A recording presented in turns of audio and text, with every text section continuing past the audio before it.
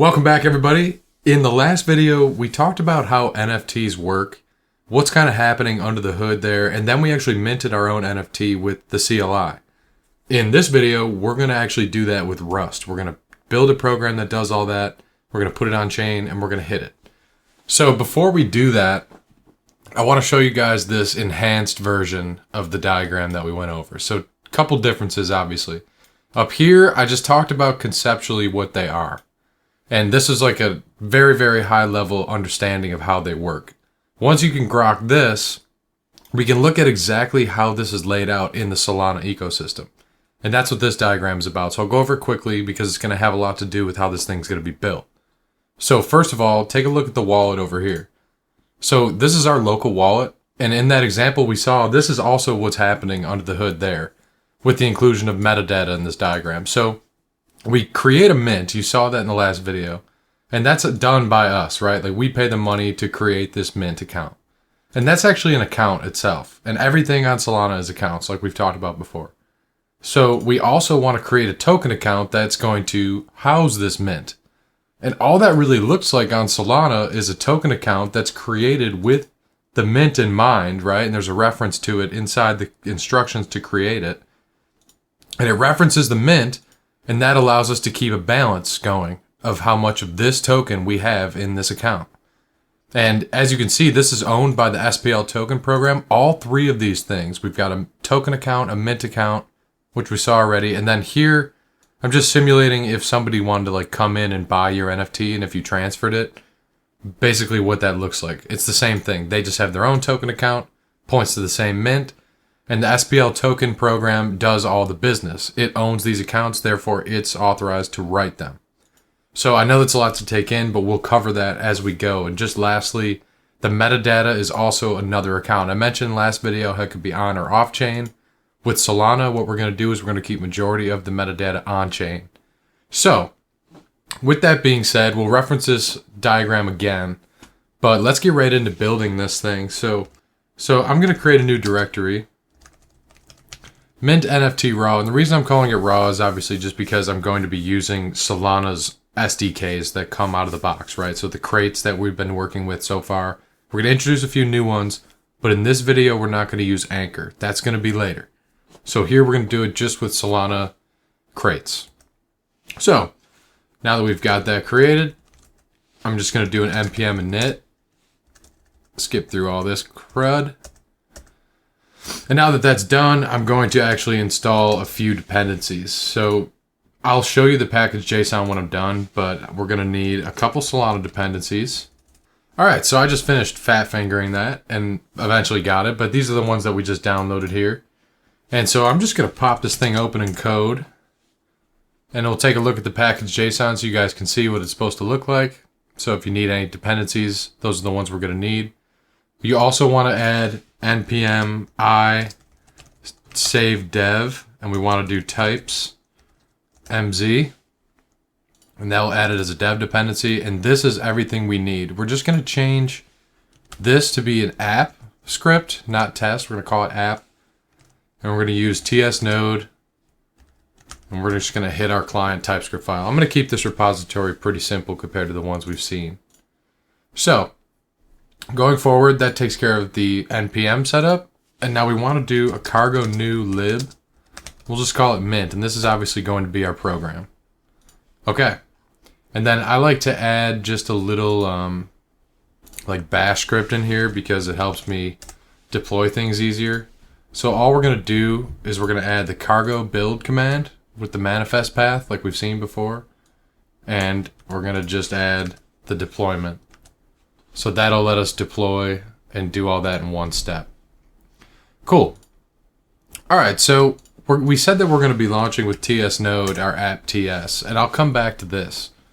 So we're going to start right with our program. Now, what we saw in the last video is we saw a series of steps to create an NFT.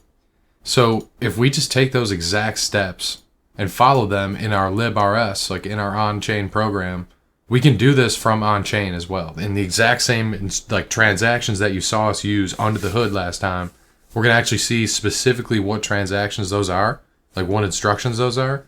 And we're going to see it all fleshed out. It's going to be on this on-chain program. So, cargo toml, first things first. Let's go ahead and set up our dependencies.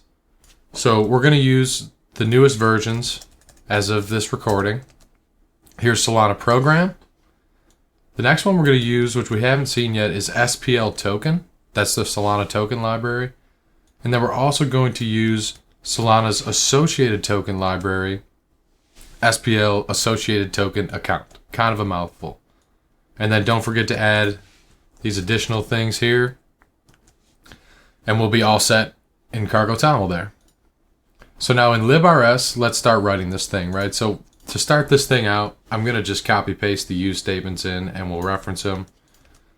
Okay, and we've seen this before, right? We're going to have an entry point.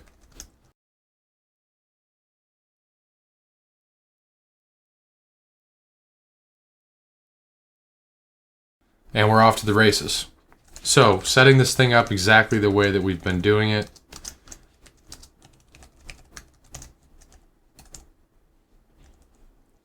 Alright, so now that we've got some of the boilerplate out of the way, like I said, we're going to come back to all these things here as we go. We've really only just used entry point and next account info. And we're going to start using next account info to get all of the accounts that we're going to need for each of the instructions that we're going to build in this on-chain program. So I'm going to copy this in and we'll walk through it because no one wants to watch me type all that. So here they are. We're going to need the mint. We're going to need the token account, the mint authority, which is going to be our wallet, rent, system program, token program, and the associated token program. So obviously these three are programs, and this is a sysvar, which can almost be thought about like an environment variable, but it's an account. And then here's our wallet. And so in our client side, we just have to tell, like we're signing this transaction and authorizing it to create a new mint and create a token account for that mint. And then mint it to that token account. In a nutshell, that's what we're going to be doing, right? So our steps are going to be, and I'll put them in here as outputs. We're going to have creating mint. Then we're going to have initializing a mint. Then we're going to create the token account. Then we're going to mint to the token account. And finally, we're going to just mark that as a successful operation. And we'll just do an OK return there. So these are the steps right here, these 4 steps. Create the mint, initialize it as a mint, create the token account for the mint and for the wallet, right? Because both of those are going to be included in what a token account's able to do. And then mint that token to the wallet. Give it one, in the case of NFTs, of that token. All right, so let's rock and roll. So again, like last video, that was the way we went in order. This, I believe, was just kind of jumbled into one command. Like we created a mint and it also initialized it. Either way, this is how you need to do it on chain. And so we'll add a little bit of output here so we can track what's going on. This is just going to be the mint. And this is how we reference those account informations here, like we've again seen before. Hate to keep saying it. And then finally, we're going to invoke a cross-program invocation here. So we're going to go hit another program on Solana, present it with some accounts, and ask it to do some things for us. And this is going to be creating the account that's going to house the mint. And this is what that looks like.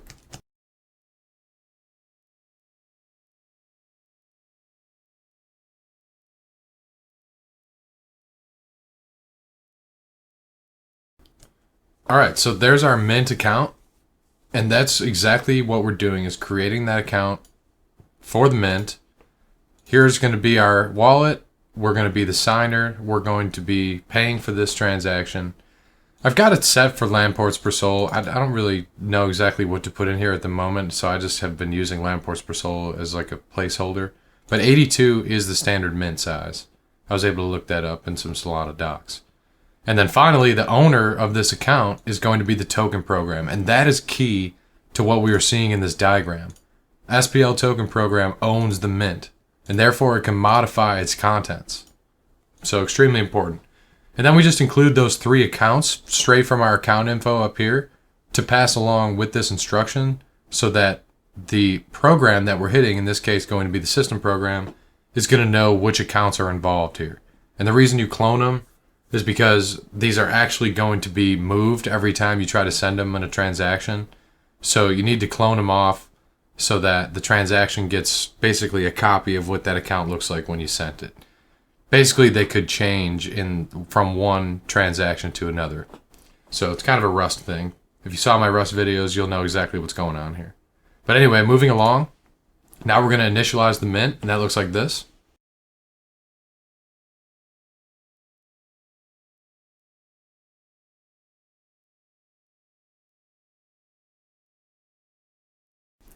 All right, and that's what initialize mint looks like. And this time, as you can see, we obviously also have to pass rent in there because there's going to be some rent due on this account. And then we also want to take a look at this up here. So you saw the instructions as I wrote it out, but basically we're just initializing this with the mint. We're setting ourselves, our wallet, as the authority, and we're setting it up with the token program to make sure that it's writable by the token program. So next piece, create token account.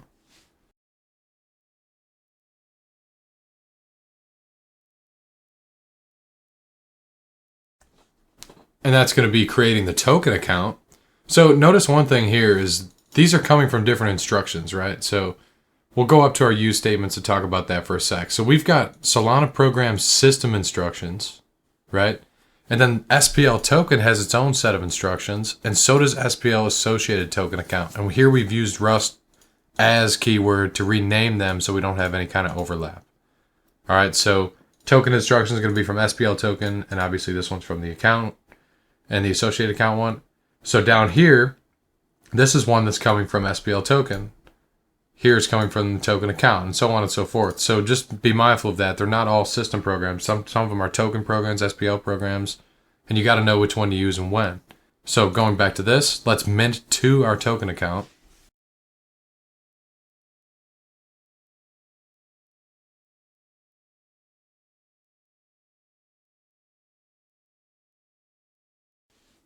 Alrighty, and that's the last one. So that'll mint to our new token account. So just those 4 steps is all it takes to do exactly what we saw in the last video from the CLI. And now that that's good to go, let's build out our client real quick. So we're going to use some of the same syntax we've seen before, but I'm going to boil this down a little bit so it's a little bit less verbose. First thing I want to do though is I want to reuse this util that we've seen before. So I'm just going to copy it in. It's from a previous video. It's just going to read a key pair file and turn it into the key pair type. So we're going to be using that. And then back in our app.ts, this is where we're going to write all the magic. So here's our imports right here going in. And there's kind of a lot of them. All right, moving right along, and we will come back to these. The first thing we want to do is get the path to our Solana config. And then, of course, we're going to do async function main. And this is where we're going to do everything. So we'll set our connection.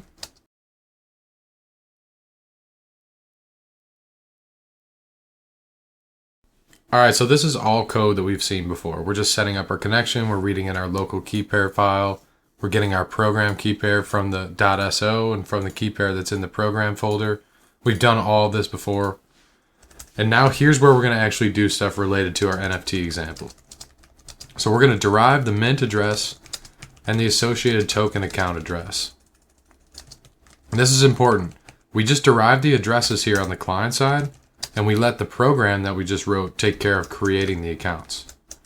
So let's set up the mint key pair. It's going to be of type key pair, and we're just going to do key pair generate. That's just going to give us a new valid key pair that's unique. So that's good enough for a mint. And now our token address, we're going to use one of those methods that we saw imported up there. And that's going to be get associated token address. As you can see, it comes from spl-token. So we're going to use that. And in it, we're going to just pass in 2 arguments. One is going to be the mint key pair dot public key, and the next is going to be our wallet's public key. Makes sense, right? So now that we've got that address, the last thing, I'm just going to put out a little console log so we can see what we're working with. And now what we're going to do is we're going to transact with our program. Okay? And so this is the important piece right here. We have to set up our instructions, and we have to do it with this new transaction instruction and set up this struct. And the keys are going to be the accounts. So if you look in our program here that we wrote, we're expecting all of these accounts here. And in fact, we reference them iterably, so we want them in this specific order here as well. So I'm just going to add the comments in order. We're going to flip this over here. I'm going to shut this down, and hopefully this is not too unbearable to look at for a minute, but it'll help. So the Mint account. Next is going to be the token account. And I'm going to just fast forward through this. Alrighty, and then each of these are going to be their own JSON object here, so, separated by a comma. And they all are going to have these fields. Public key, which for the Mint is going to be the Mint key pair public key, is signer. The Mint true is going to be a signer. Is writable true for the Mint. So like I said, they're all going to have these fields here. So we'll go ahead and add one for each.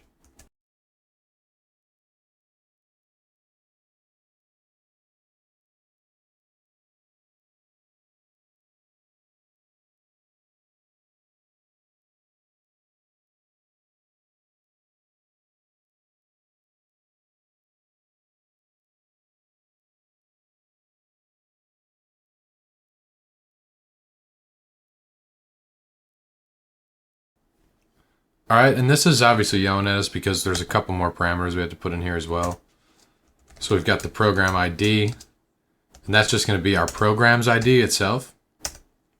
And the data, which is going to be just a 0. Alright, and now that this is all set, all we have to do is await, send and confirm transaction, pass in our connection, pass in a new transaction, and then .add our instruction, and finally pass our signers, which are going to be the wallet and the Mint key pair. And that right there is everything we need. And here's it in the full view again. So as you can see, you just resolve all of our local configs, including our program ID. We generate a new key pair for the Mint, new token address derived from the Mint and the wallet. And then we go ahead and set up our instruction, which has all of our accounts that we listed right here in order. And then we'll go and send and confirm the transaction. Cool. So now what I want to do is I want to actually do that build.sh script, and that'll deploy our program. And so when that's finished, we'll link back up. Oh, and this is actually something pretty important I forgot to mention. And as you can see, I forgot, is system instruction is going to return an instruction, but the token instruction ones are going to return a result of instruction type. So we got to add that question mark. It's only for the token account ones, or for the token instruction ones. The token account's good. That one's not going to return a result, but the two that we use that are going to be token instruction, those are going to need a question mark. So we'll try that again. Alright, so as you can see, we've got this thing deployed. Here's our program ID. And you guys know I'm a big logs guy. So I'm going to go ahead and set up our grep statement that we've seen. And I'll do like like 25. So now that we've got that scanning, we're going to go ahead and do npm run. Well, first we'll do npm install, make sure we got everything, even though we did it at the beginning. I always forget this guy. And so now we'll try it again. And so there's our output there. We go ahead and hit our account, and let's check the output from the program. Looks like it worked pretty good. We have success at the end here. So I didn't add enough logs, so we'll do this one more time. I'll do like 35. And we'll hit this one more time. And so there's our output. And it looks like it ends right about here. This is our final output here. So walking through it, there's each of the outputs that we put there. And let's take a look at exactly what's happening under the hood while we can see this right here, because there's a little bit more than meets the eye. So first we create our Mint account, system program ID right here. We invoked it, success. Initialize the Mint account. We initialize this account as a Mint. So we use the token program, invoke. It's going to initialize that Mint, success. Now create the token account. We're using the associated token program address.